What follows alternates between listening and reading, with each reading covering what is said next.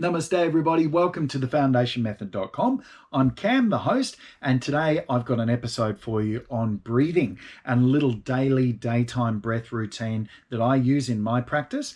I've been talking to a lot of students out there who are doing different sort of breath techniques, you know, your Wim Hof, your somatic breath, vagal breathing, relaxation breath techniques, but they all stem from pranayama, which is the Sanskrit word for breathing, and it's a whole limb of yoga in the 8-limb system. So traditionally, all of the breath techniques that you'll be seeing in the very modern world, they all stem from this pranayama practice. And I'm going to share with you mine, the one that I use every day. And I use it after I've gone to the gym and I've got quite a bit of adrenaline going on and quite a bit of yang energy. And I want to sort of clean the brain, I want to center, I want to connect, I want to get into a really balanced mode so that then I can be my best self to do the rest of my day and put these videos together for you guys. So what is it? So what I use, very simply, and I'll explain more in a second, is Kapalabhati, 40 rounds.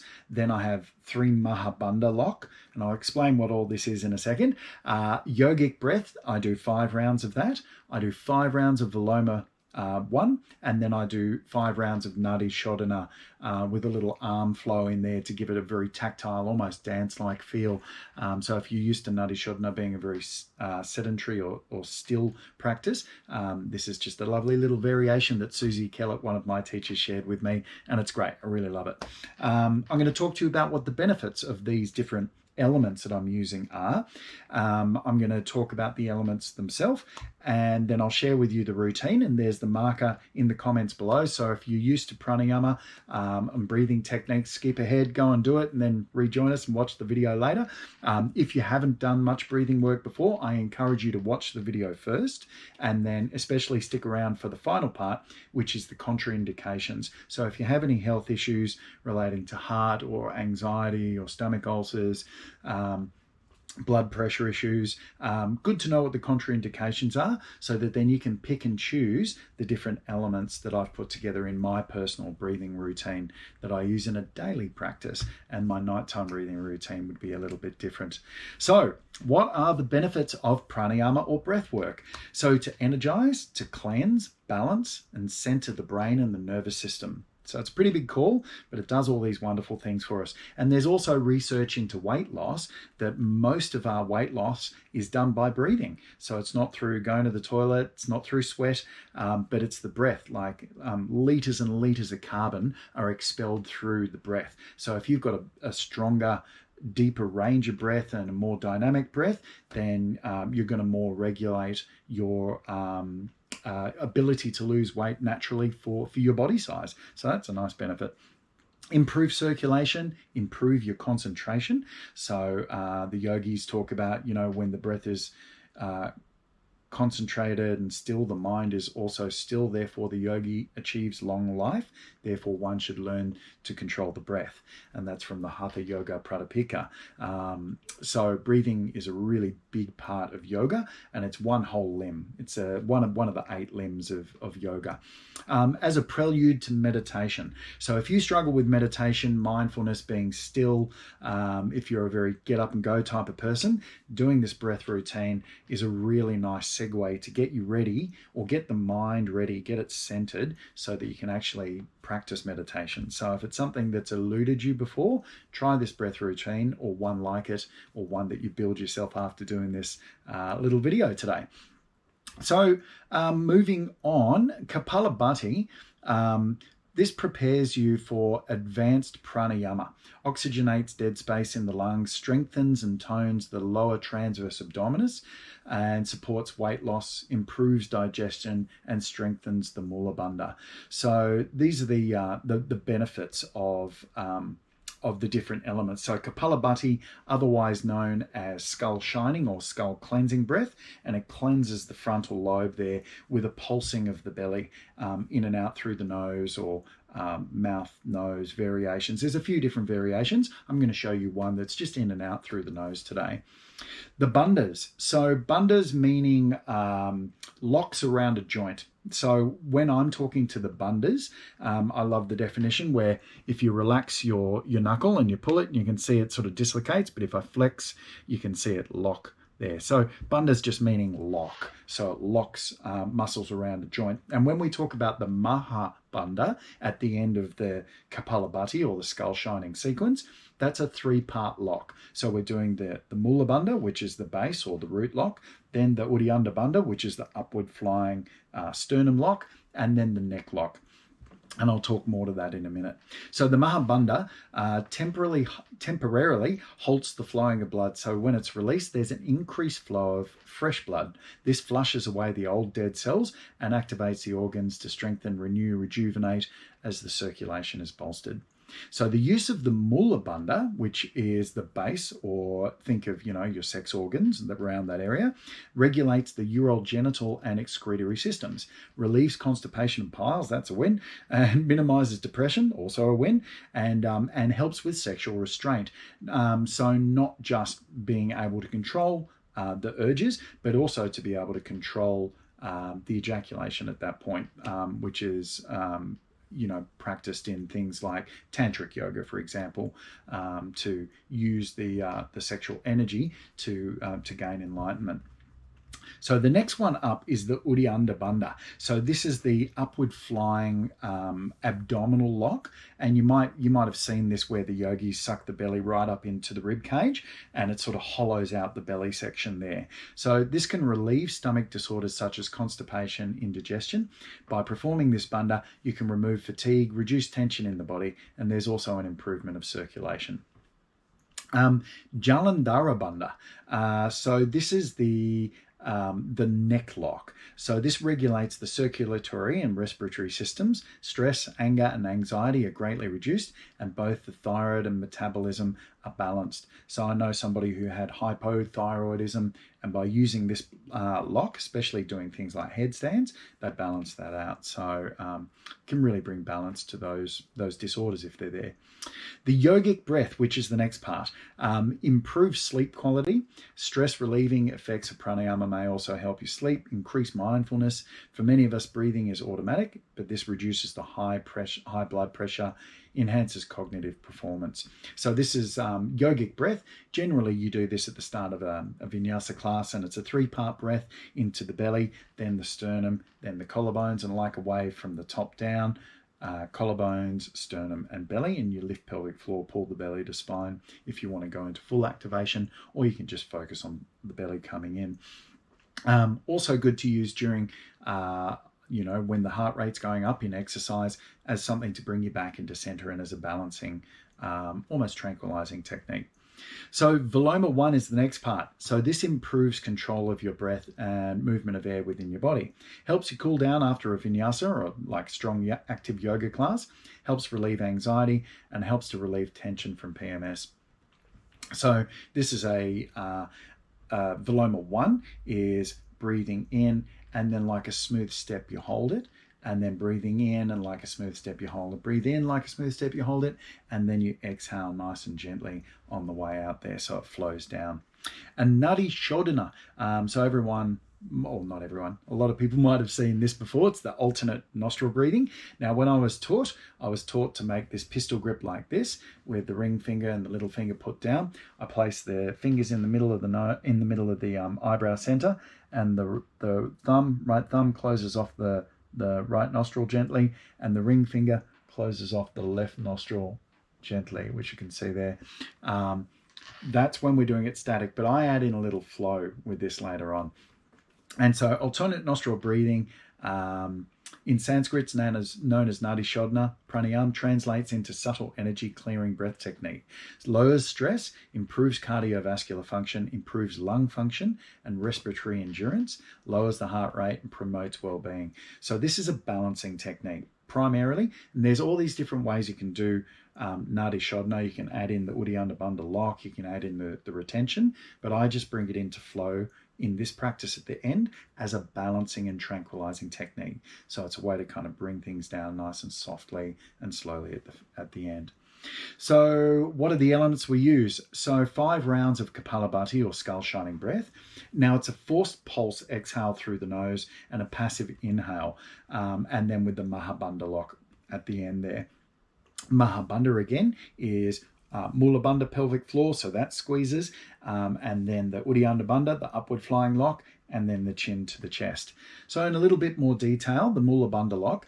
So to try and find this, if you look to the tip of your nose, this can often activate it because it's connected to the nerve centers right into your sex center there. So when you contract it, like you're stopping yourself from going to the loo, or imagining like a really cold wave is coming right up the thigh there. So it's that sensation of lifting up. And a funny story, one of the yoga teachers that I'd practiced with in the past, he spoke to it like trying to pick up spaghetti with your bum, which is a hilarious visual image, but it's actually that kind of sucking upward feeling through the sex center there. So that's how that happens. And when you get good at it, it's not the bum clenching, it's just the PC muscle that starts to activate there. And so that's a good thing to be getting a little bit more control over.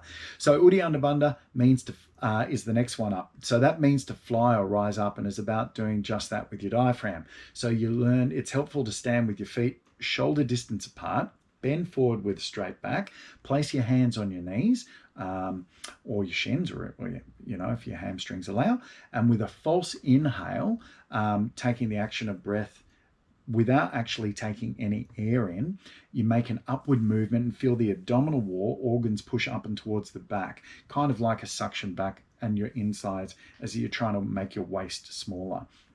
Your ribs should be protruding over the front of your abs, and then you hold this in for as long as you can, exiting by releasing your hold and a big breath in, always through your nose, and then you straighten up there.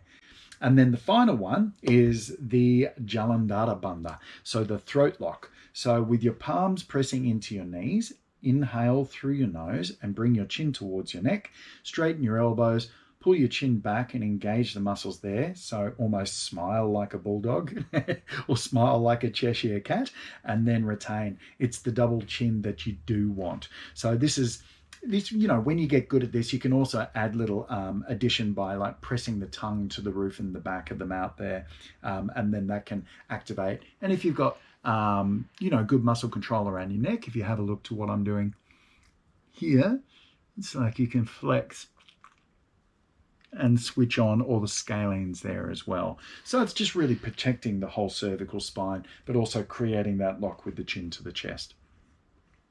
So the yogic breath, 3-part breath, we breathe into the belly and then the sternum and then the collarbone section, as I said, and then like a wave from the top down, collarbones, sternum and the belly.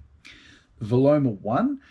So Veloma just means V meaning against and Loma meaning hair, and means against the natural flow. So it can be practiced in a way to focus your attention and still your mind. So it's a good way of creating, an internal focus to help the mind really hook onto something and the practice. So it's a stepped in breath, and it was described to me as soft and smooth steps. So not sharp and abrupt. Think of just very soft, smooth steps coming in, and then in onto the ledge, and then in onto the ledge as well. And then nice and smooth on the way out. And then Veloma 2 is the opposite. Veloma 3 is stepped up and stepped down, but we won't use that for this routine.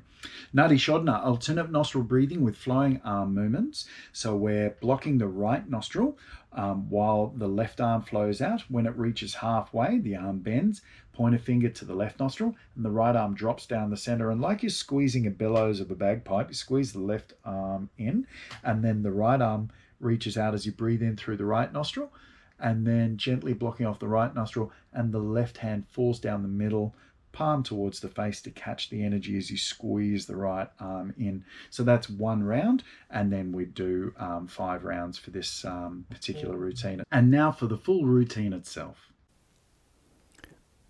Breathing routine for daytime practice with Yogi Cam.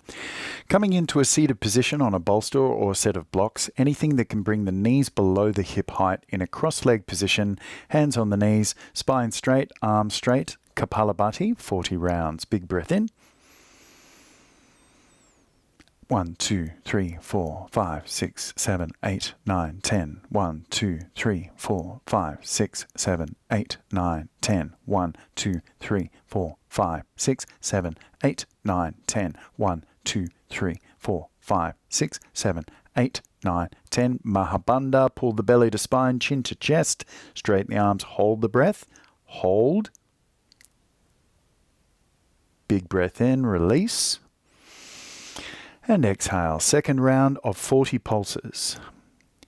And 1, 2, 3, 4, 5, 6, 7, 8, 9, 10. 1, 2, 3, 4, 5, 6, 7, 8, 9, 10. 1, 2, 3, 4, 5, 6, 7, 8, 9, 10. 1, 2, 3, 4, 5, 6, 7, 8, 9, 10. Mahabunda lock, belly to spine, straighten the arms, chin to chest, lift pelvic floor, hold. Big breath in and empty. Last round of 40 pulses. And 1, 2, 3, 4, 5, 6, 7, 8, 9, 10. 1, 2, 3, 4, 5, 6, 7, 8, 9, 10. 1, 2, 3, 4, 5, 6, 7, 8, 9, 10. 1, 2, 3, 4, 5, 6, 7, 8, 9, 10. Exhale. Mahabunda, pull the belly to spine, straighten the arms, chin to chest, lift pelvic floor. And with a big breath in. And exhale. Hands into the lap, palms up, thumbs to touch, yogic breath in, and like away from the top, middle, and the bottom. So breathe into the belly first, then the sternum, collarbones lift, and we exhale, collarbones down, sternum in, and the belly to spine. So breathe in through the bottom, middle, and top, and breathe out top, and middle, and bottom. 2 more rounds. Breathe in the bottom, middle, and top, and breathe out top, and middle, and bottom. Last round. Breathe in the bottom, middle, and top, and breathe out top, and middle, and bottom. Preparing for Veloma 1, 3-stage breath in. So breathe in and hold, in and hold, in and hold, and nice and smooth, out, out, out. Breathe in and hold, in and hold, in and hold, and exhale nice and smooth all the way down. Third round. In, hold, in, hold, in, hold, out, nice and smooth. And in, hold, in, hold, in, hold, and out, out, out. Last round. In,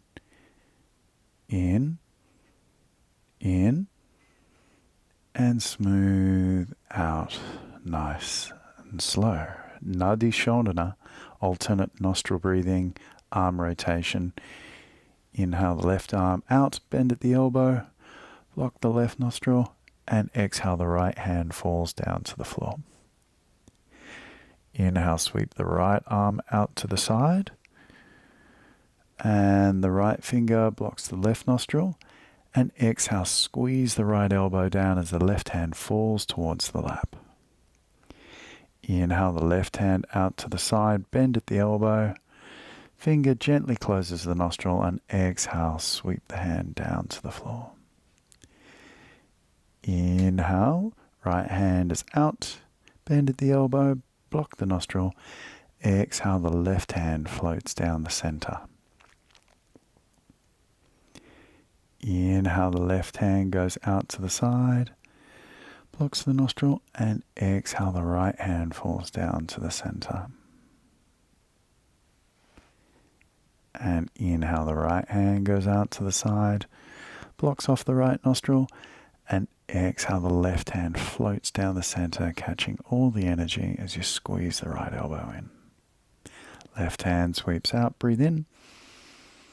Close the nostril, exhale, right hand falls down the center line. Inhale, the right hand comes out, blocks the right nostril, and exhale, the left hand floats down the midline, all the way down. Inhale, the left hand out, blocks off the left nostril, exhale, the right hand down the midline. And inhale, the right hand out, blocks off the right nostril, and exhale, the left hand comes all the way down to the floor. Both hands rest in the lap, and that brings us to the end of our practice. Namaste.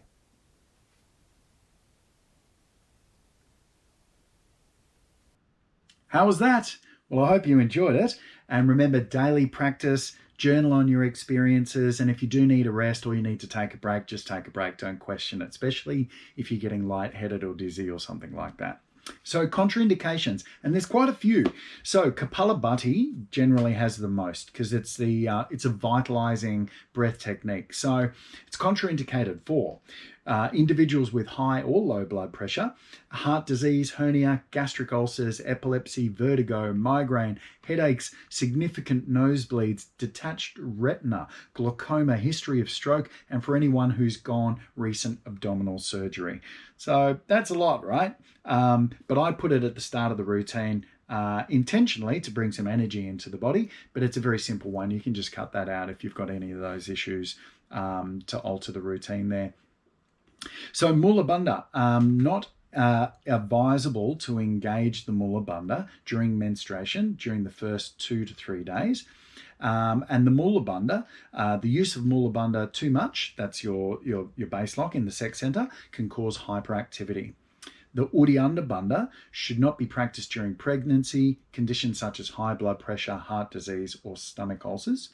And then the neck lock, the jalan darabunda, contraindications, people with high blood pressure, vertigo, heart disease, or cervical spondylitis, wear and tear of the vertebrae in the neck, and should not practice the jalan darabunda. Ulcers, glaucoma, and hernias can be exaggerated through this use as well, especially any hernias around the neck. Veloma 1. Students with heart issues, irrespective of their age, should avoid practicing this unless they're completely comfortable with breath awareness. So, again, with a full routine like the one that I've given you, if you're not used to breath work, then, just try them in their single components. But if you're a little bit more advanced, and, these things shouldn't bother you. Nutty shodna, so your alternate nostril breathing, told to leave that alone if you've got cold, fevers, flu, blocked sinuses, full stomach. Don't practice any pranayama with a full stomach. During menstruation, one with high vata or heart trouble or high anxiety or nervousness shouldn't practice nutty shodna with the retentions, but without the retention that I taught you in this practice is all right. So there's your contraindications. Again, just be mindful of how you feel when you do this practice. And if it brings up stuff for you, you can always reach out to me and I can help coach you through it. If you've enjoyed the video, come across to thefoundationmethod.com where I've got a little free video on the 6 biggest problems and 6 high quality solutions that I discovered on my journey to living well, including going through some of the breath techniques in the foundation methods itself. So if you want a deeper dive into all this stuff, come and join me at the Foundation Method, where you get 12 months membership to all of the resources there, as well as availability to me as a coach in a group session or a private one-on-one. And I'd love to see you there, and I'd love to help you on your journey. So namaste. Hope you enjoyed my little video today. Breathe well, live well, and thanks for coming. See you next time.